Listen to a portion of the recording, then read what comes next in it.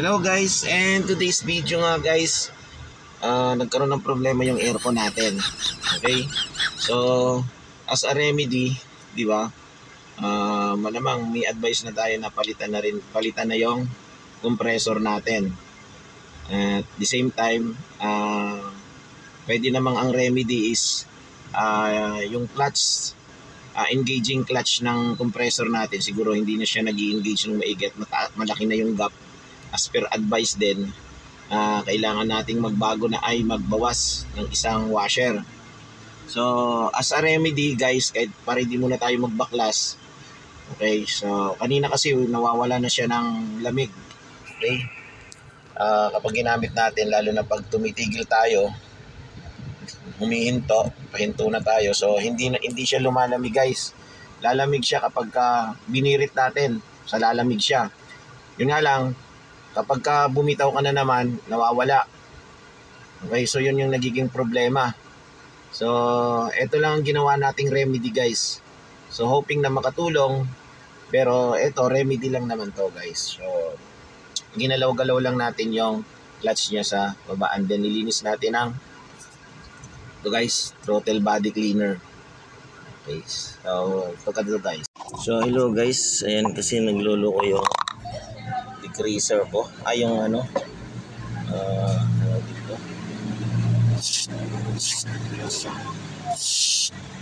Yung ano natin, compressor. So, madumi na siya. At kailangan na natin kasi hindi na nag-i-engage or late ang engage na ng clutch. So, try muna natin linisin. So, ito muna guys yung remedy natin.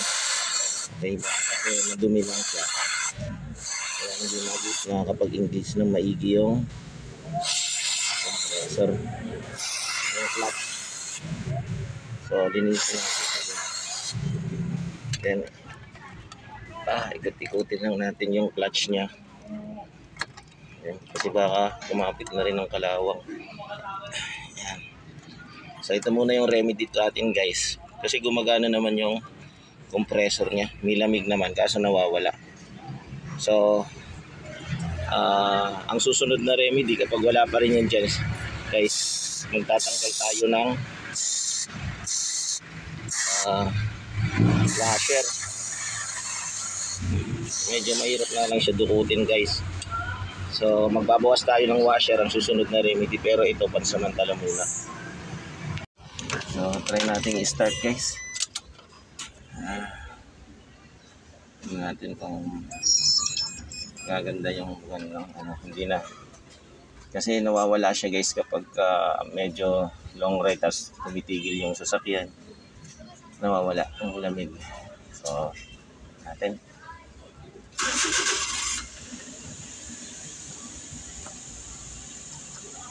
Buksan natin yung aircon. Fan muna guys. So, malakas naman yung fan natin. So, try natin yung AC nya. Ayan. So, ayun. Gumala siya. Malakas na.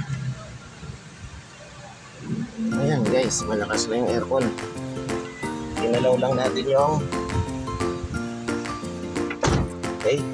ginalaw lang natin yung niya.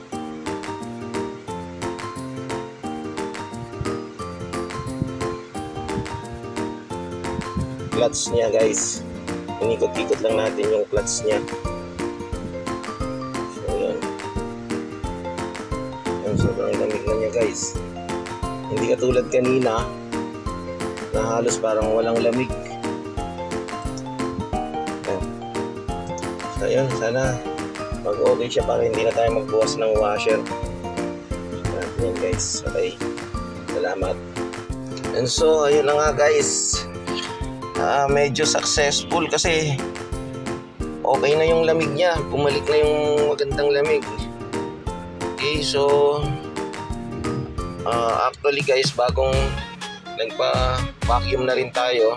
Pina-vacuum natin yung ano nito, yung aircon niya. And then pinalagyan naman natin lang langis yung compressor. Pinalagyan natin ng oil, pinadagdagan natin. And then nagpa-add tayo ng Freon. So kanina hindi siya ganito kalamig. Lumalamig siya pero hindi ganito kalamig. Pero nung nilinis natin yung compressor clutch niya, yung nag-i-engage doon, so okay na siya, bumalik na yung lamig niya.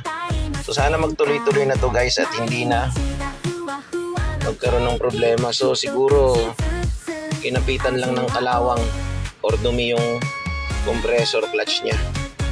Thank you guys.